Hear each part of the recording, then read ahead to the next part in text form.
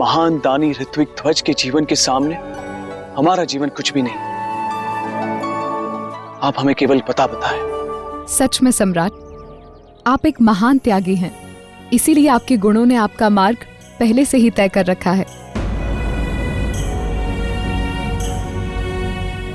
क्षमा करना देवी, हमें कोई मार्ग दिखाई नहीं दे रहा है।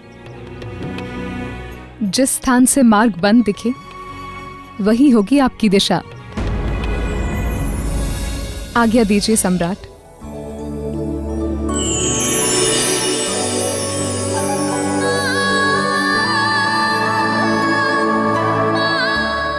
वाह वाह वाह वाह वाह वाह वाह वाह, मजा आ गया, आनंद आ गया, मन प्रसन्न हो गया।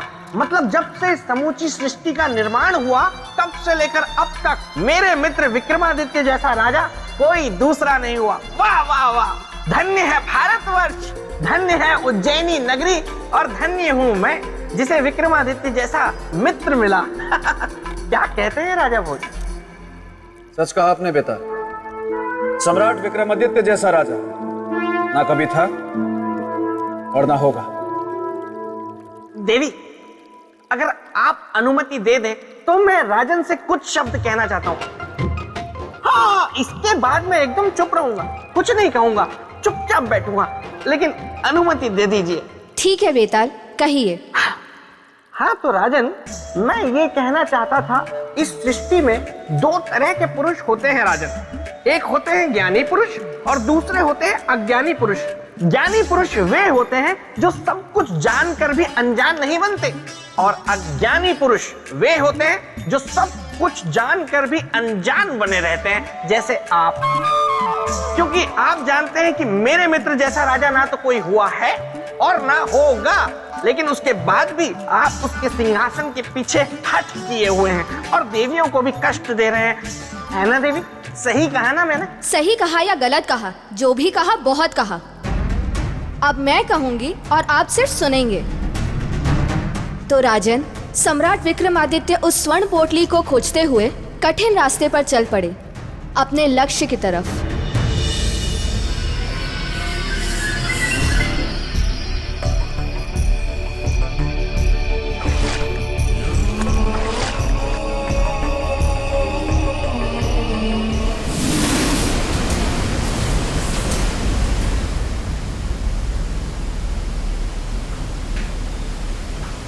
कहाँ जाए हम?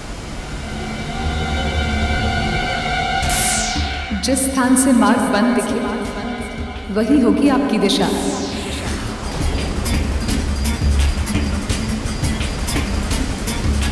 किंतु उस देवी के अनुसार जहां मार्ग दिखना बंद हो जाए वही हमारी दिशा है।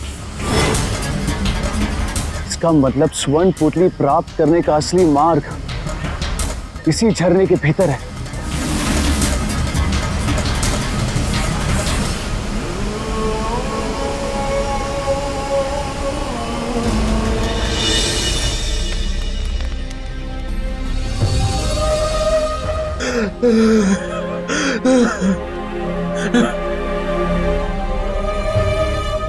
इसका जीवन समाप्त होने में केवल कुछ ही पल शेष हैं। नहीं बचा पाएंगे सम्राट विक्रमादित्य इसका जीवन। आपने सही कहा, अब तो स्वर्ण पोटली लाना असंभव है। उधर आकाश में सूर्य की आखिरी किरण डूबेगी तो इधर इसके जीवन की आखिरी किरण अस्त होगी।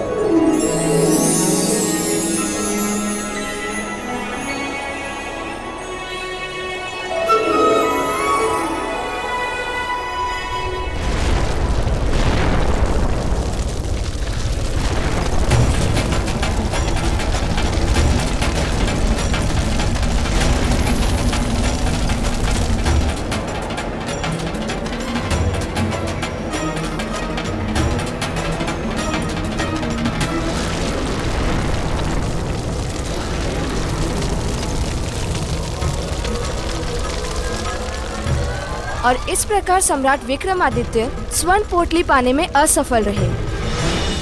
राजन, क्या आप बता सकते हैं कि सम्राट विक्रमादित्य से क्या चूक हुई? क्षमा देवी क्षमा, लेकिन मैं ये बात नहीं मानूंगा, क्योंकि मेरा मित्र विक्रम त्याग का दूसरा नाम था। हाँ, मेरी बात नहीं सुनी। बेताल, हम वही कह रहे हैं जो हुआ, और वो सच में आश्चर्यचकित कर देने वाली बात थी। राजन, बताइए, इस पूरी परीक्षा में सम्राट विक्रमादित्य से कहाँ चूक हुई? बोलिए राजन, बोलिए ना। वैसे तो आप बहुत बोलते रहते हैं, लेकिन जब जब मेरे मित्र विक्रम का कोई प्रश्न आ जाता है, आप एकदम चुप्पी साध लेते हैं, धीर गंभीर हो जाते हैं, कुछ नहीं बोलते। लेकिन आपको बोलना होगा, इस प्रश्न का उत्तर देना होगा आपको। बोलिए बोलिए बोलिए, बोलते क्यों नहीं? आप क्यों मौन है? आप बोलिए, आप सोच। बेताल! क्षमा देवी क्षमा, मैं मुझे कुछ कीजिएगा मत। मैं चुप रहूंगा, मैं कुछ नहीं बोलूंगा। मैं यहाँ से चला नहीं जाऊंगा, मैं यहीं रहूंगा, पास में जाकर मैं बैठ जाऊंगा और आपको देखूंगा।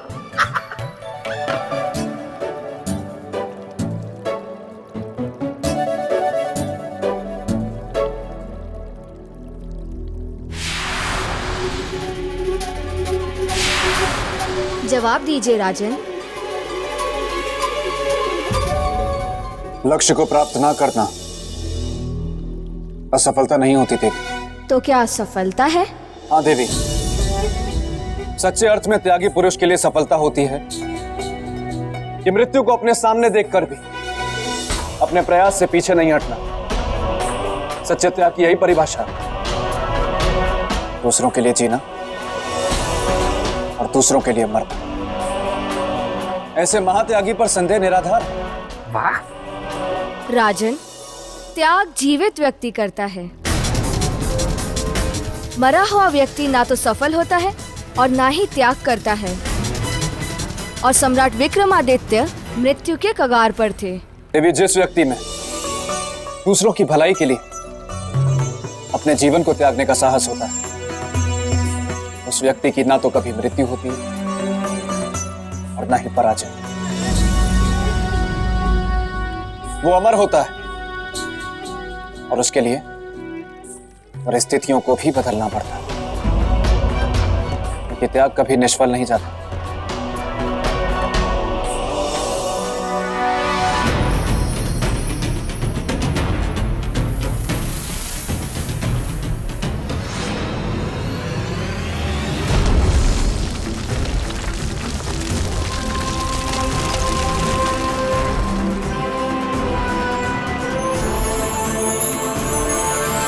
अब हमारा संकल्प पूरा हुआ। पहुंच गए स्वर्ण पोटली के पास। अब हमारे मित्र को बचा लेंगे हम।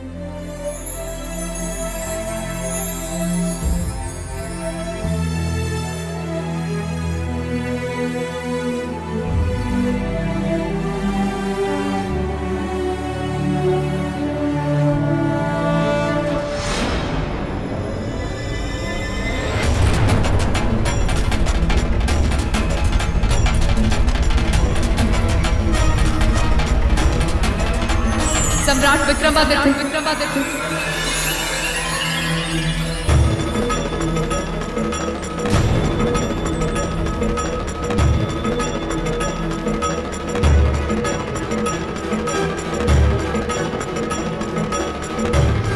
देवी आप?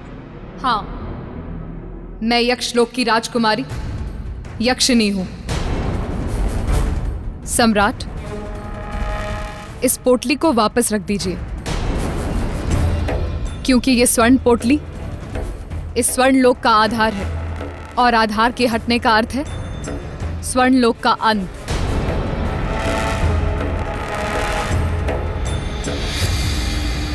क्षमा करना देवी,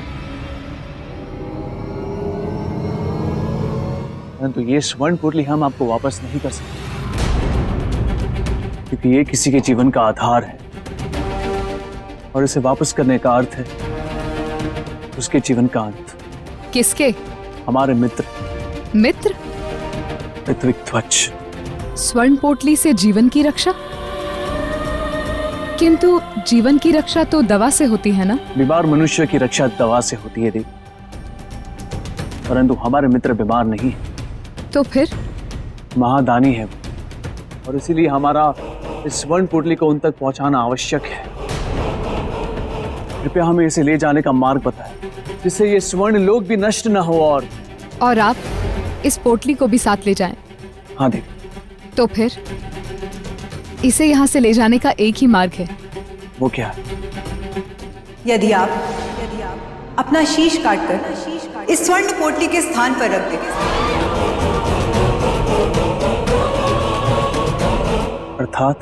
अर्थात जिस प्रकार शरीर के लिए शीश महत्वपूर्ण होता है, उसी प्रकार इस स्वर्ण लोक के लिए यह स्वर्ण पोटली महत्वपूर्ण। यदि आप ऐसा कर पाएं तो स्वर्ण पोटली आप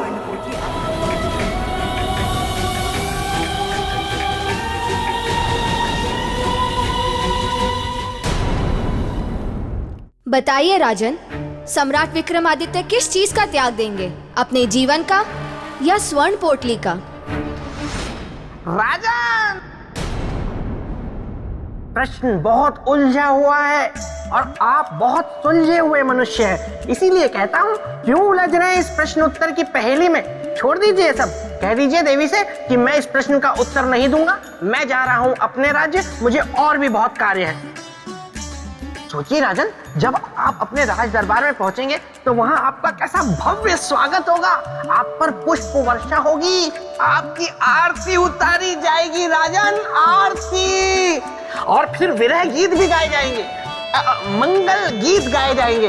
राजा भोज पधारो राजा भोज, अखियां तरस गई दर्शन को।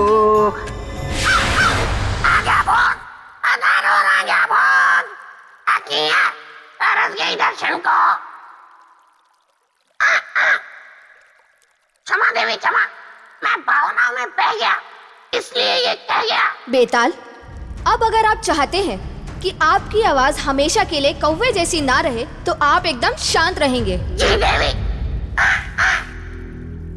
तो राजन, बताइए, सम्राट विक्रमादित्य किसका त्याग देंगे?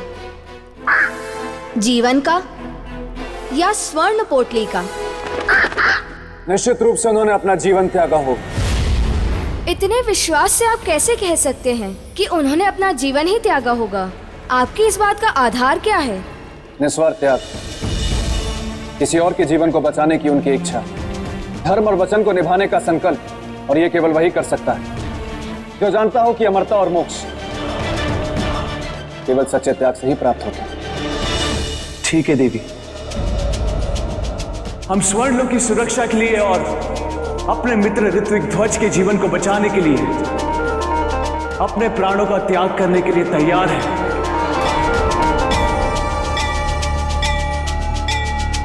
किंतु इसके बदले में आपको मेरा एक काम करना होगा देवी।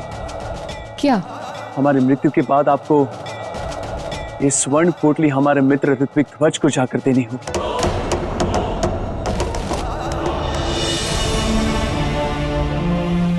अवश्य।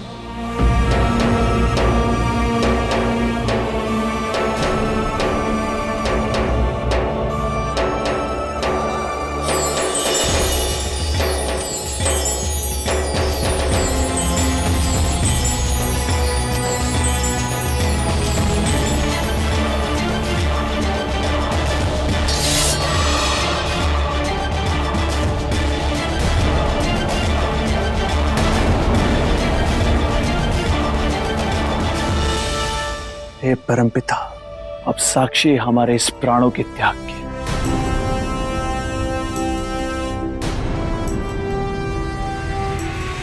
ठहरिए राजन, ठहरिए राजन। मैं तो आपकी परीक्षा ले रही थी और आप मेरी परीक्षा में सफल हुए। आप निसंदेह इस संसार के सबसे सर्वश्रेष्ठ और योग्य त्यागी हैं, इस स्वर्ण पोटली को धारण करने योग्य। लीजिए।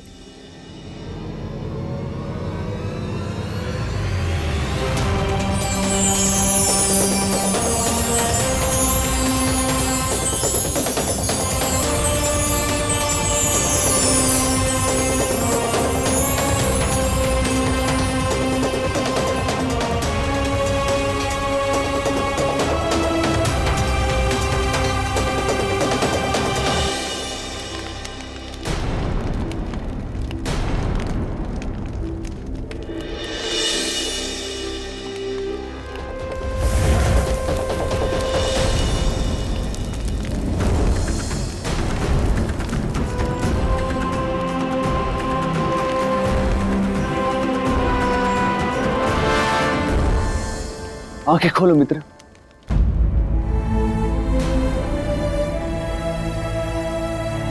मित्र, हमने आपको वचन दिया था कि हम अवश्य आएंगे। आंखें खोलो मित्र। देखो, हम स्वर्ण पोटली भी लाए हैं।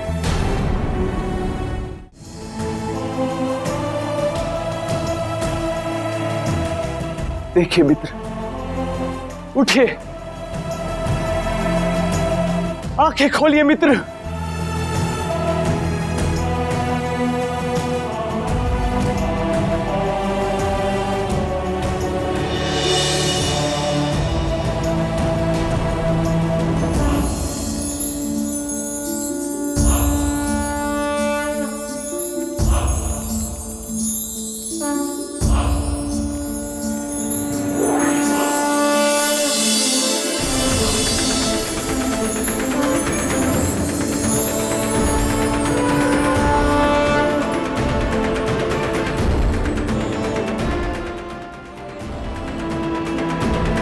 मित्र,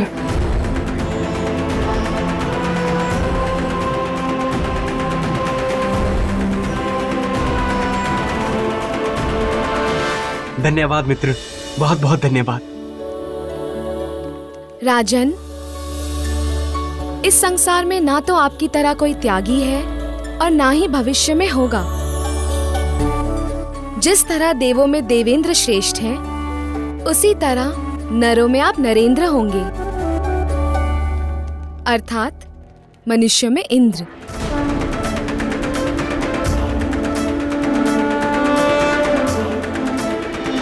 तो ऐसे थे हमारे सम्राट विक्रमादित्य।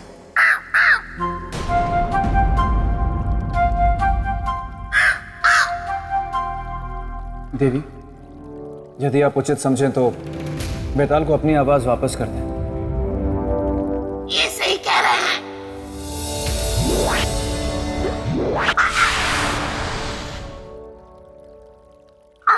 कौवा उड़ गया। धन्यवाद देवी, धन्यवाद धन्यवाद धन्यवाद देवी। हाँ तो राजन, आपने सुना मेरे मित्र की महानता को, उनके त्याग को। ऐसे थे मेरे मित्र, उनके बारे में बहुत कुछ बातें।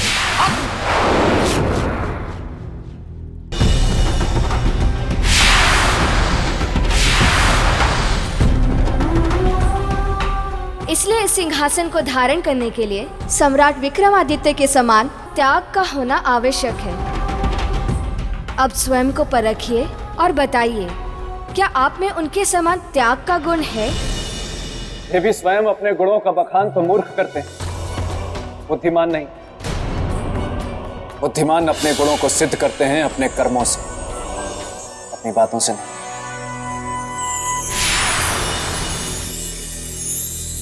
राजा भोज, कोशिश चाहे कितनी भी बार कर लो, बातें चाहे कितनी भी बड़ी बड़ी कर लो, लेकिन मेरे रहते मेरे मित्र के सिंहासन पे तो नहीं बैठ पाओगे।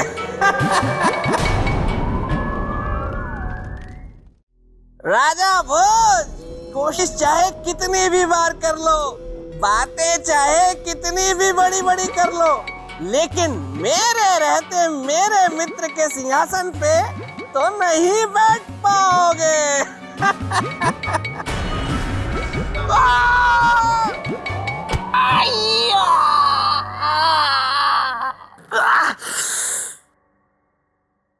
अच्छा हुआ किसी ने देखा नहीं।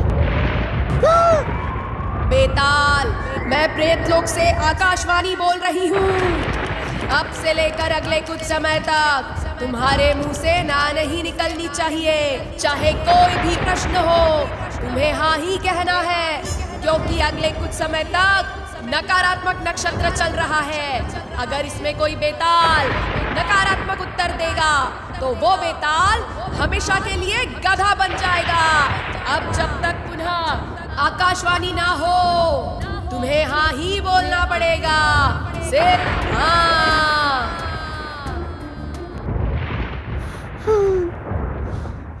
क्या हुआ? अच्छा हुआ इस समय मैं गुफा में नहीं हूँ, वरना कहीं राजा भोज मुझसे कह देते कि मैं तुम्हारे मित्र के सिंहासन पे बैठ जाऊं, तो मैं तो ना भी नहीं कह पाता।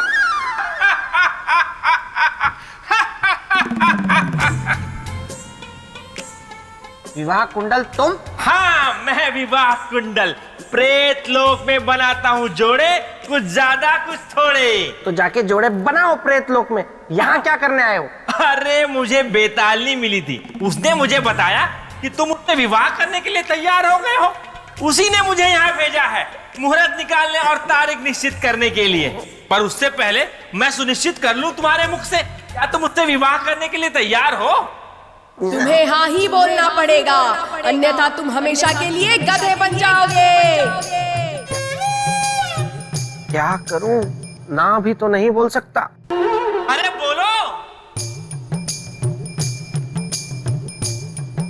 हाँ। अरे वाह वाह वाह वाह वाह, इसका मतलब मैं जो मुहूर्त निकालूंगा उसमें तुम विवाह करने के लिए तैयार हो? हाँ। क्या तुम वादा करते हो कि तुम अपनी बात से नहीं पलटोगे? अरे कोई तो प्रश्न ऐसा करो जिसका उत्तर हाँ या ना में ना देना पड़े। इसका मतलब तुम विवाह के लिए तैयार हो? वाह वाह वाह वाह वाह, अगली पूर्णमासी को तुम्हारा विवाह सौंदर्य लेखा के साथ निश्चित हुआ है। अब मैं चलता हूँ। ये मेरे साथ क्या हो रहा है? जिस समय मैं ना बोल ही नहीं सकता, उसी समय इस विवाह कुंडल को भी आना था। बिल्कुल सही कहा आपने। देवी महामाया, गुणों की असली कसौटी कर्म ही है। एक उत्तर देंगे? हाँ देवी, अवश्य पूछिए। एक राजा में कौन से धर्म का होना अत्यंत आवश्यक है? राजधर्म या त्याग धर्म? एक राजा में ये दोनों धर्म तराजू के दो पलड़ों के समान है, और एक कुशल राजा में इन दोनों धर्मों का होना अनिवार्य है।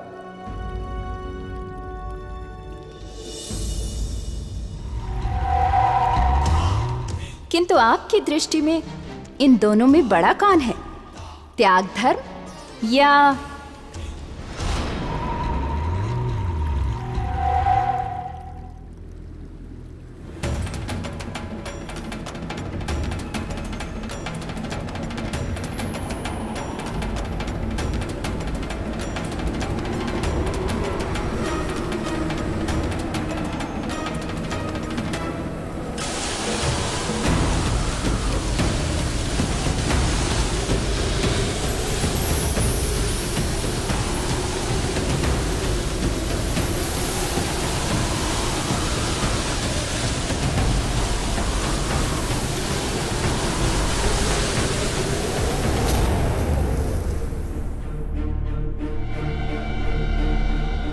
ये कहां पहुंच गया?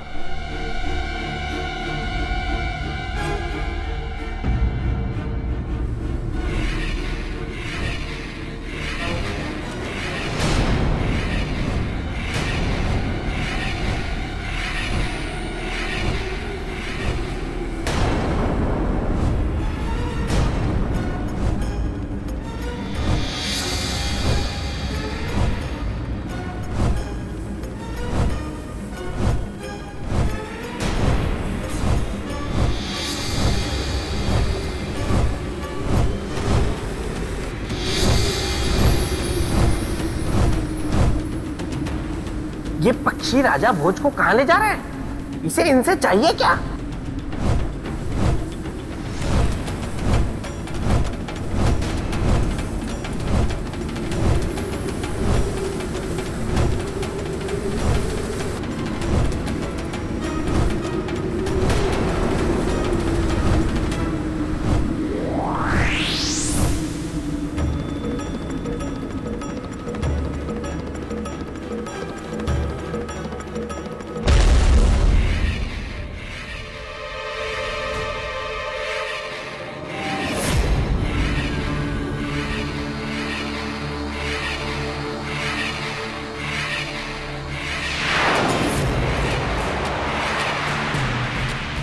ये कौन सा स्थान है और ये कहाँ गया मैं?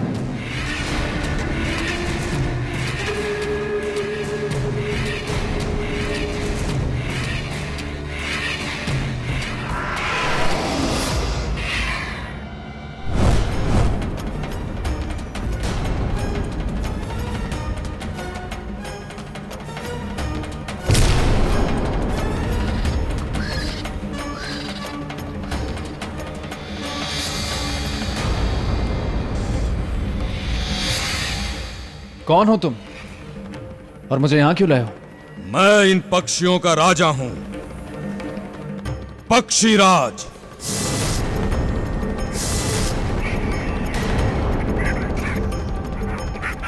मैं तुम्हें इनके भोजन के लिए यहां लाया हूं। तुम्हें इनका आहार बनना होगा। कैसे बनोगे ये तुम बताओ, अपने प्राण को त्याग कर या हमारे बल प्रयोग से मरकर? पक्षीराज, ना तो बल प्रयोग करने वाला बलशाली होता है, ना मजबूरी में त्याग करने वाला त्याग। दोनों ही परिस्थितियों में हम में से कोई भी महान नहीं होगा। तुम्हारे कहने का तात्पर्य क्या है?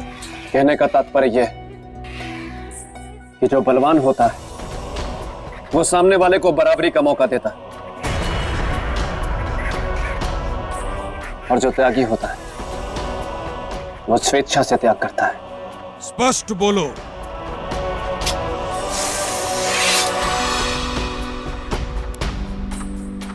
यदि तुम सच में बलवान हो तो मुझसे युद्ध करो। अगर तुम जीते तो मैं तुम्हारी प्रजा का आहार बनूंगा, और यदि मैं जीता तो तुम मुझे वहीं छोड़कर आओगे जहां से मुझे लाए। मुझे तुम्हारी चुनौती स्वीकार है।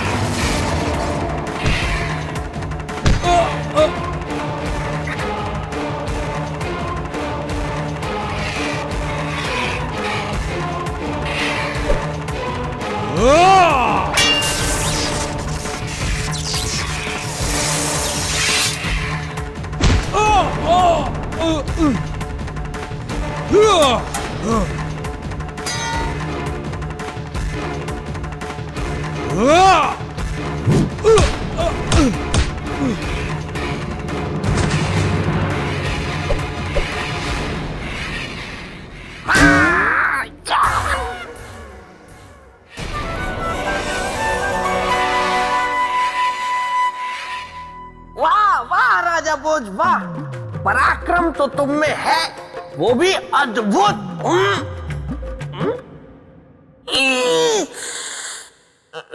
तो इसमें क्या है?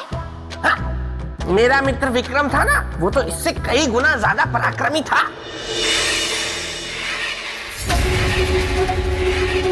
मैं हार गया प्रजाजनों, मुझे क्षमा करना। मैं तुम लोगों की भूख शांत ना कर सका,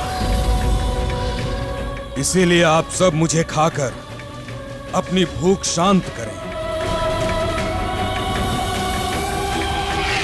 राजा भोज, आप मेरा वध कर दीजिए।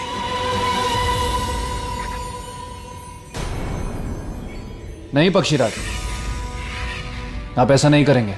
आप एक राजा हैं, और राजा का कर्तव्य होता है प्रजा का पालन करना। किंतु मैं अपनी प्रजा के पालन में असफल हो गया। मैं अपनी प्रजा को आहार नहीं दे सका, इसीलिए अब केवल यही एक मार्ग है। नहीं, मैं अभी हूं, और मेरे होते हुए आपकी प्रजा भूखी नहीं मरेगी।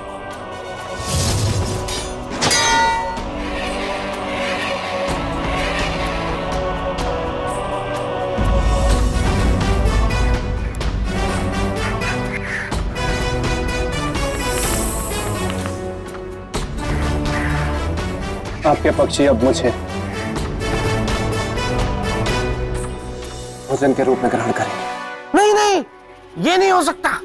अरे राजा भोज को पता नहीं है कि उसने अपने प्राणों को कितने बड़े संकट में डाल दिया है। अपने प्राणों का त्याग करेंगे मुझसे जीतने के बाद भी? हाँ। नहीं, ये तो अनर्थ हो जाएगा। नहीं पक्षीराज, अनर्थ तो तब होगा जब मेरे जानने के बाद मेरी आंखों के सामने आपके पक्षी भूख से मरेंगे। जिस जीवन के त्याग से दूसरों को सुख और संतोष मिले, वही सच्चा त्याग है। इसलिए आप मेरे त्याग को स्वीकार करें।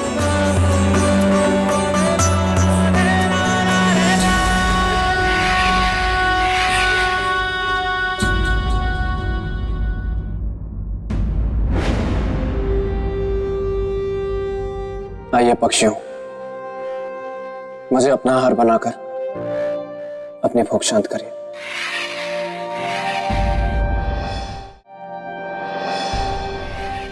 नहीं राजन, आप विजेता हैं और हम नियम के अनुसार आपके इस त्याग को स्वीकार नहीं कर सकते। नहीं पक्षीराज, विजेता होने से पहले मैं एक मनुष्य हूं और मनुष्य का पहला धर्म है किसी के प्राण की रक्षा करना। अपने जीवन को त्याग कर? यदि एक जीवन को त्याग कर तो एक जीवन का भला हो, तो उस जीवन को त्याग देना चाहिए पक्षीराज। आइए पक्षियों, अब और विलंब ना करें, मुझे अपना आहार बनाएं।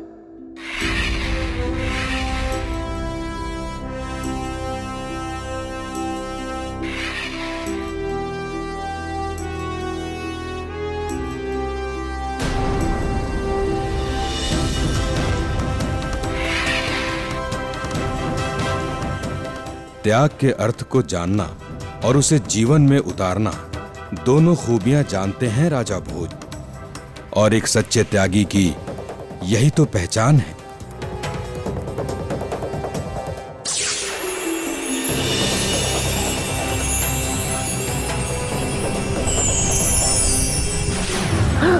राजा भोज गायब हो गए, त्याग की कसौटी में मैदान मार गए। अब ये कहीं इस गुण का प्रमाण भी दे ना दे और सिंहासन की अगली सीढ़ी ना चढ़ जाए। जरूर गुफा गए होंगे, मैं भी वहीं पहुंचता हूँ, पर कहीं ये मुझसे ये ना कह दे कि अब मैं इस सिंहासन पे बैठूंगा, तो मैं तो मना नहीं कर पाऊंगा। क्या कहते हो मेरे परम प्रिय मित्र पेड़? क्या वो आकाशवाणी सौंदर्य लेखा की सहेली है? सौंदर्य लेखा के कहने पे उसने मेरे साथ ऐसा मजाक किया और विवाह कुंडल भी इनसे मिला हुआ है। ये बात तो मुझे पहले नहीं बता सकते थे। चलो ठीक है, आने दो अब उस विवाह कुंडल को या सौंदर्य लेखा को, मैं बताता हूं। गोलू, दिखाओ मुझे।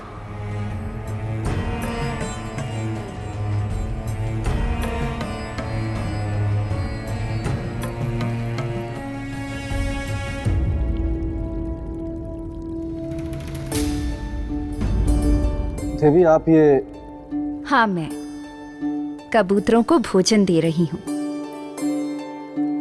क्योंकि भूख और भोजन का बहुत गहरा संबंध है। हाँ देवी, भूख ना हो तो संसार परिश्रम ही ना करे, सारे जीव आलसी हो जाए। सच कहा आपने।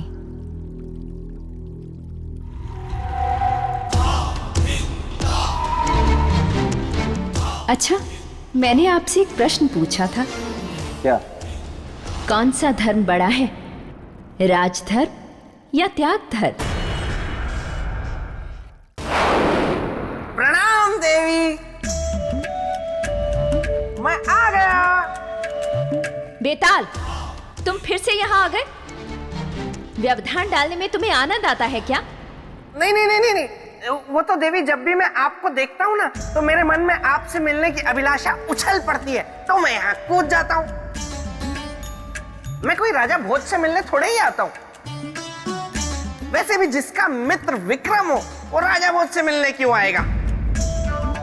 वैसे राजन, देवी ने आपसे जो प्रश्न पूछा है ना, उसका उत्तर बहुत कठिन है ना देवी? बेताल, प्रश्न मैंने पूछा है, उत्तर सरल है या कठिन उसकी चिंता तुम्हें करने की कोई आवश्यकता नहीं।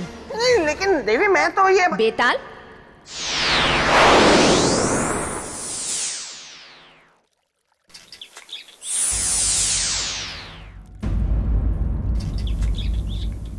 तो बताइए राजन, कौन सा धर्म बड़ा है, त्याग धर्म या राज धर्म? देवी, त्याग धर्म बड़ा है। किंतु एक राजा के लिए तो राज धर्म बड़ा होना चाहिए। बिना त्याग धर्म का पालन किए कोई भी व्यक्ति किसी भी धर्म के साथ न्याय नहीं कर सकता, फिर चाहे वो राजा ही क्यों ना हो। तेरी ऐसा क्यों? अरे मुझे सामान्य कर दीजिए, मैं उत्तर देता हूँ।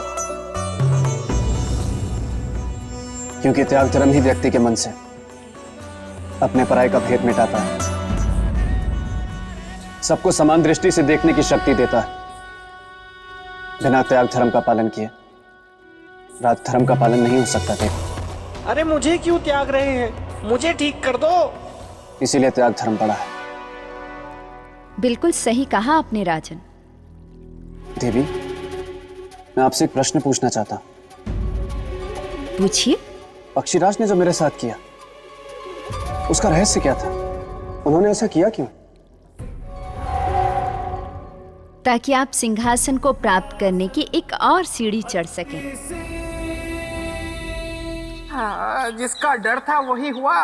ये तो सिंहासन की एक और सीढ़ी चढ़ने की तैयारी में है और मैं यहाँ चूहा बना हुआ हूँ। ये मुंह में खुजली क्यों हो रही है? अपने त्याग धर्म के गुण के आधार पर आपने सिंहासन के और निकट जाने की क्षमता सिद्ध कर दी है। अब आप आगे जा सकते हैं।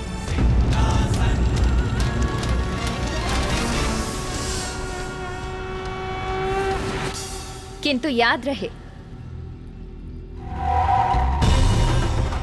आगे भी आपको इन्हीं गुणों और योग्यताओं को बनाए रखना होगा।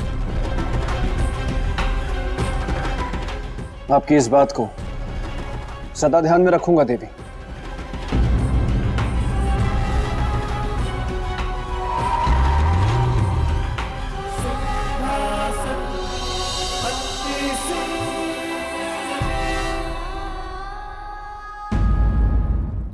अपने त्याग धर्म के गुण के आधार पर आपने सिंहासन के और निकट जाने की क्षमता सिद्ध कर दी है। अब आप आगे जा सकते हैं।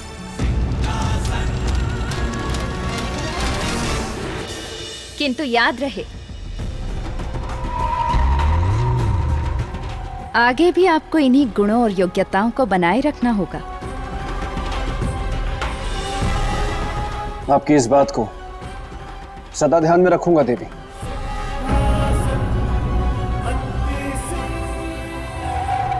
क्षमा देवी, क्षमा, कृपा करके मुझे सामान्य करती जाइए। देवी, मैं सम्राट विक्रमादित्य का मित्र हूँ, मेरे साथ ऐसा मत कीजिए। ये चूहा बन के कब तक रहूंगा?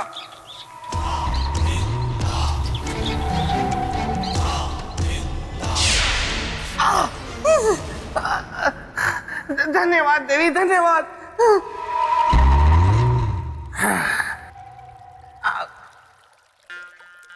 राजन, आप फिर से भ्रमजाल में फंसे। मैं अब भी आपको कह रहा हूं कि अपने मन में उठ रहे इस झूठे स्वप्न को भूल जाइए, क्योंकि आप कभी सम्राट विक्रमादित्य के सिंहासन तक नहीं पहुंच सकते। अरे देखिए, शुरू में परीक्षाएं सरल होती हैं, कोई बालक भी उत्तीर्ण कर सकता है, लेकिन जैसे जैसे आप सिंहासन के निकट पहुंचते जाएंगे, परीक्षाएं और कठिन होती जाएंगी, और जटिल होती जाएंगी, फिर आप उनका हल नहीं निकाल सकते। इसलिए अभी भी कहता हूँ राजन, मेरे साथ वापस निकल चलिए। आइए, चलिए चलिए। राजन, राजन, राजन,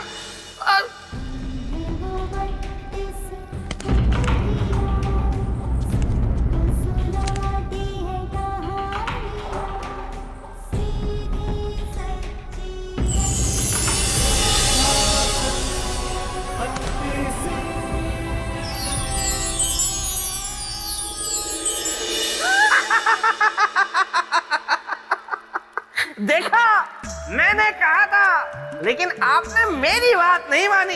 अब हो गई ना सीढ़ियां गायब।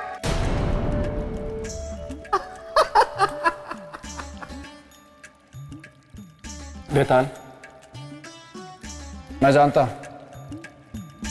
ये एक साधारण सिंहासन नहीं है। तुम्हारे मित्र चक्रवर्ती सम्राट विक्रमादित्य का असाधारण सिंहासन है। वही तो।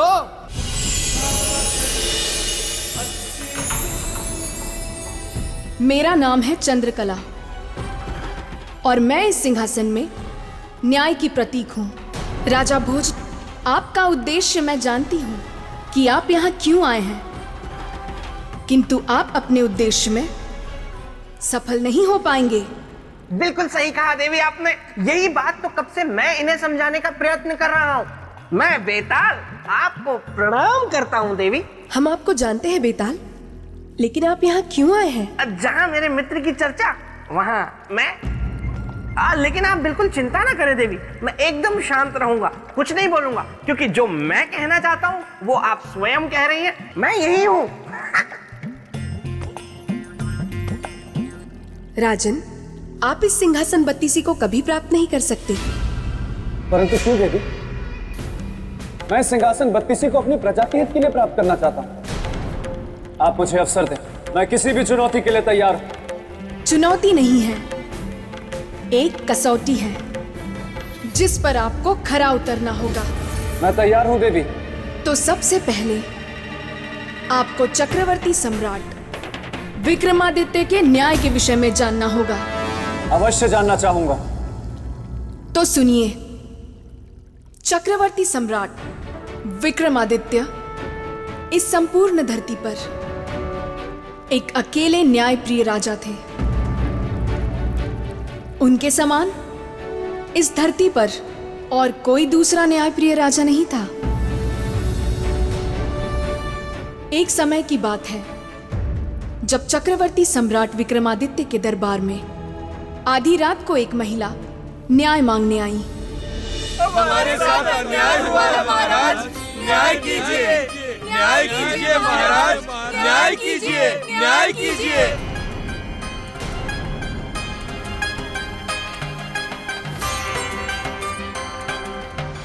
बताइए देवी, क्या अन्याय हुआ है आपके साथ? सम्राट, मेरे पति की हत्या की गई है।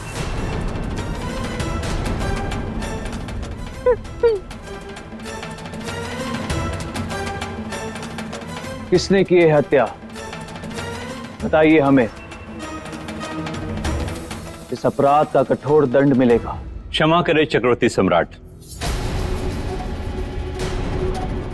मैं इस देवी से एक प्रश्न पूछना चाहता हूं। देवी,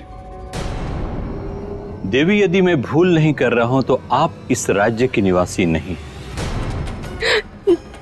जी हाँ, आपने बिल्कुल सही पहचाना।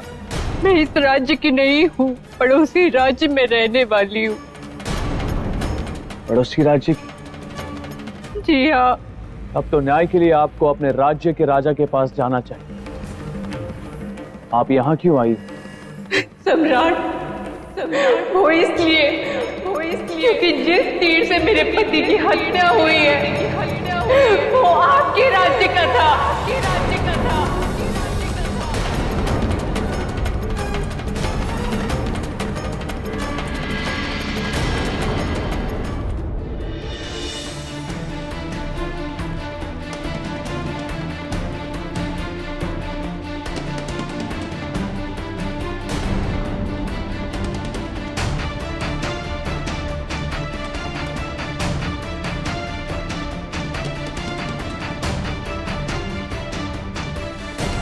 हमारे राज्य का तीर?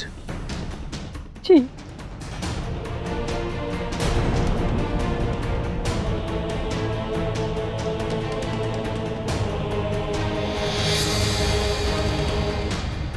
ये वही तीर है सम्राट, जिससे मेरे पति की हत्या हुई है।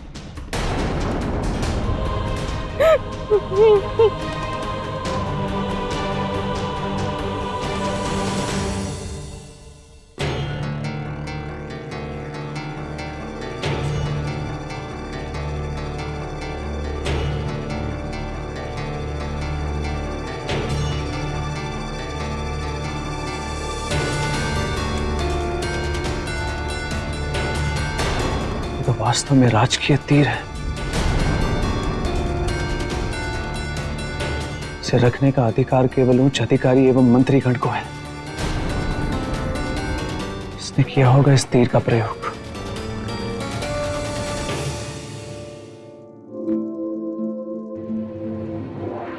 आप निश्चिंत रहे देवी, आपके पति के हत्यारे को अवश्य दंड मिलेगा। न्याय के मंदिर से आप खाली आंचल नहीं जाएंगी।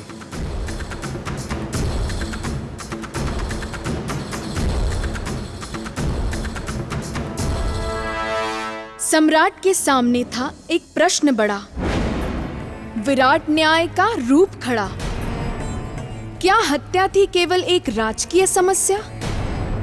किसने चलाया होगा तीर जो बन गई एक अनबुझी पहेली, उस औरत की पीर? बोलिए बोलिए बोलिए राजन, क्या हुआ? बता नहीं पा रहे हैं क्या? देखिए, न्याय की परीक्षा के पहले ही प्रश्न में आप असफल होते दिख रहे हैं, और आने वाले प्रश्न इस प्रश्न पत्र के बहुत ही खतरनाक और जटिल है ना देवी? अभी प्रश्न पत्र हमने पूरा खोला भी नहीं है। आगे क्या हुआ ये बताया नहीं है, और तुम्हें पहले से ही ज्ञात है। तो तुम ही बताओ आगे क्या हुआ।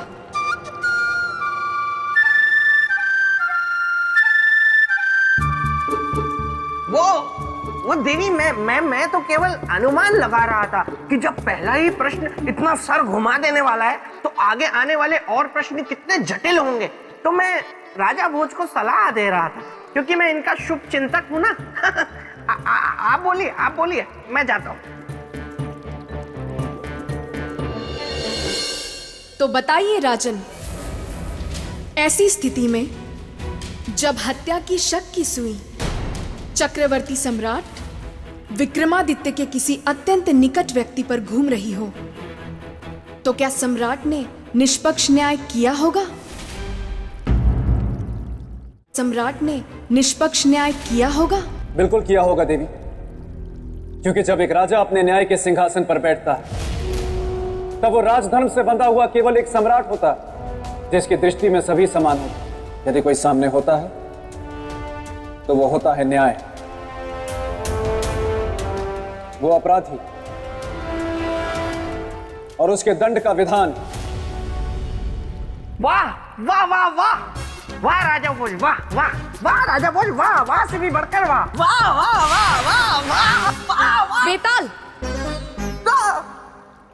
क्षमा देवी, क्षमा।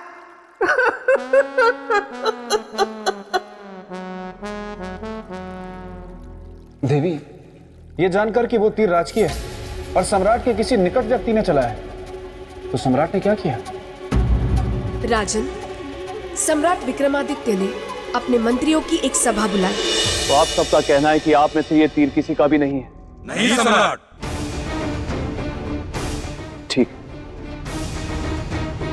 फिर सत्य का पता वो लुहार ही बताएगा जिसने ये तीर बनाया है। परंतु याद रहे, सत्य सामने आ जाने के बाद दंड दुगना और कठोर होगा।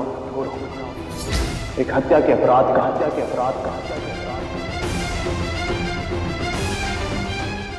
और दूसरा सत्य छिपाने।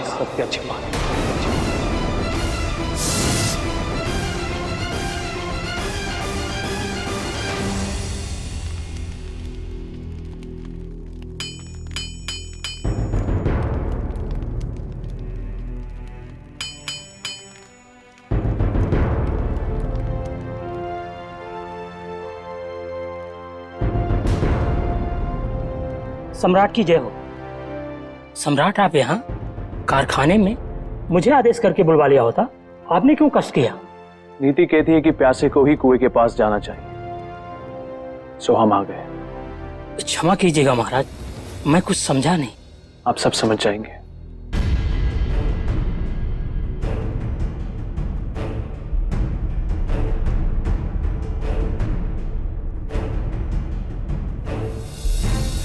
इस तीर को ध्यान से देखिए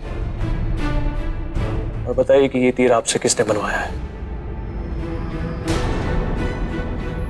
सम्राट है तो लोहार हमारे लिए एक तीर ऐसा बनाएं जिसका निशाना कभी चूके ना, और जिसको लगे उसका जीवन ले ले। जी महारानी।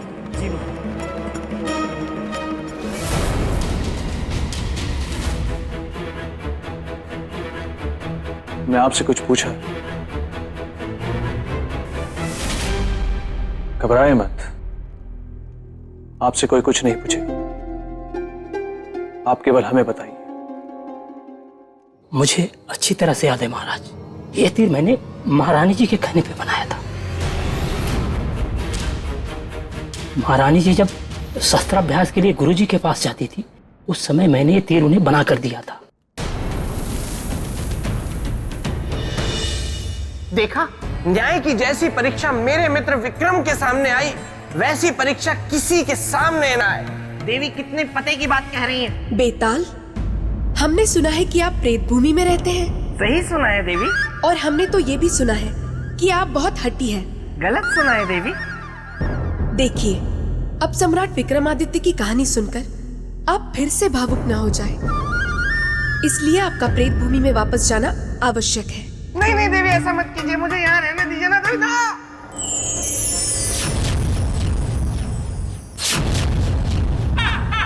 विवाह कुंडल? लगता है परीक्षा मेरे ही सामने आने वाली है।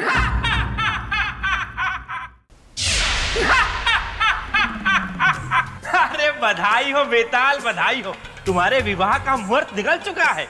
अरे इस कोने से बाहर निकलो, देखो प्रेत लोक में कैसे विवाह की तैयारियां चल रही हैं धूमधाम से। तुम शायद भूल रहे हो विवाह कुंडल, मैं हूँ बेताल, गलने नहीं दूंगा किसी की दाल। बेताल, विवाह के लिए तुमने स्वयं हाँ कहा था, अब तुम नहीं कर सकते इनकार, करना ही होगा मुझे स्वीकार। आओ आओ सौंदर्य लेखा, तुम्हारी ही कमी थी, अकेली आई हो, अपनी सहेली को साथ नहीं लाई। कौन सहेली?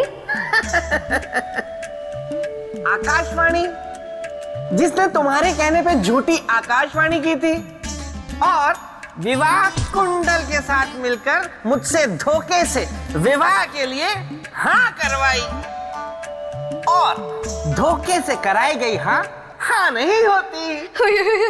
अब और वो मेरे भाई शक्ति सुरमा जो बना देते हैं सबका जुर्मा, उनके सामने भी तो तुमने हामी भरी थी, विवाह के लिए हाँ करी थी। वो मेरी हाँ नहीं थी, वो मेरा डर था, और डर से और धोखे से करवाई गई हाँ नहीं मानी जाएगी।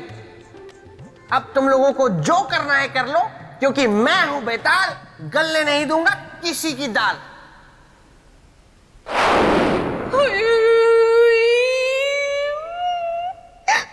चिंता मत करो बेताली, मेरा नाम भी विवाह कुंडल है। मेरे दिमाग में एक युक्ति है, कान यहाँ लाओ।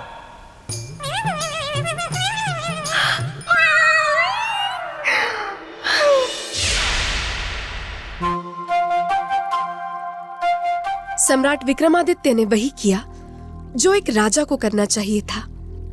वो सीधे आ पहुंचे महारानी चित्रलेखा के पास, जो सैन्य अभ्यास कर रही थी।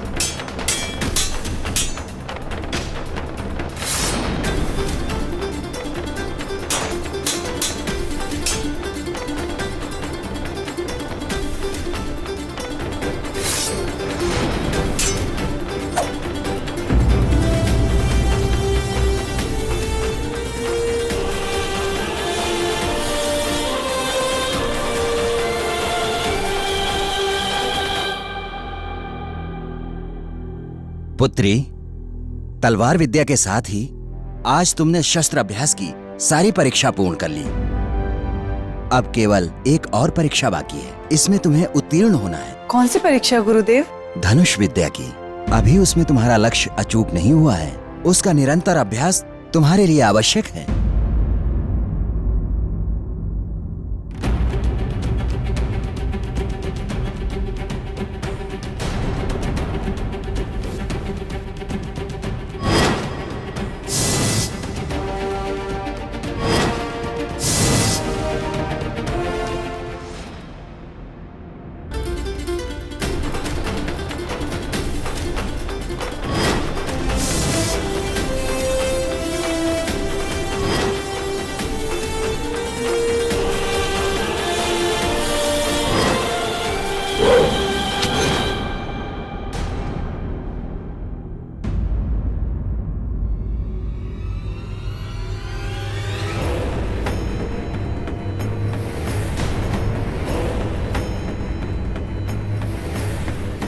सम्राट, आप यहाँ पर आने का कोई विशेष कारण? अत्यंत विशेष।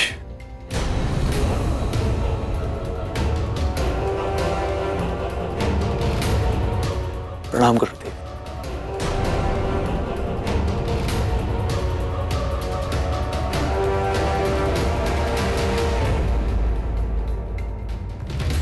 क्या सम्राट?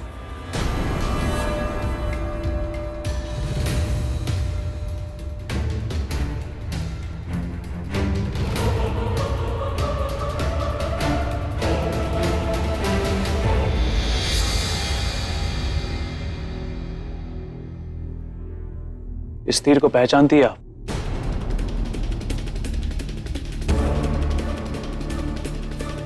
हाँ हाँ, अच्छी तरह।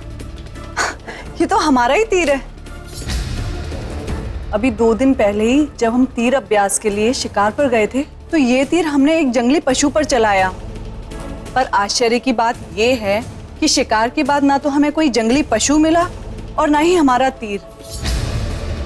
पर 2 दिन बाद आपको ये तीर कहां से मिला? महारानी चित्रलेखा, जब तक निशाना अचूक ना हो तब तक ऐसे जहरीले तीर का उपयोग नहीं करना चाहिए। क्यों? ऐसा क्या हुआ तीर चलाने पर?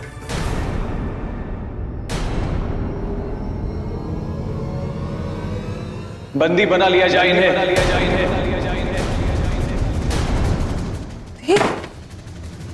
किंतु हमारा अपराध क्या है? ये सब क्या है? आप हमें बताइए, हमारा अपराध क्या है? एक निर्दोष मनुष्य की हत्या की है आपने। हत्यारिन है आप, हत्यारिन है आप, हत्यारिन है।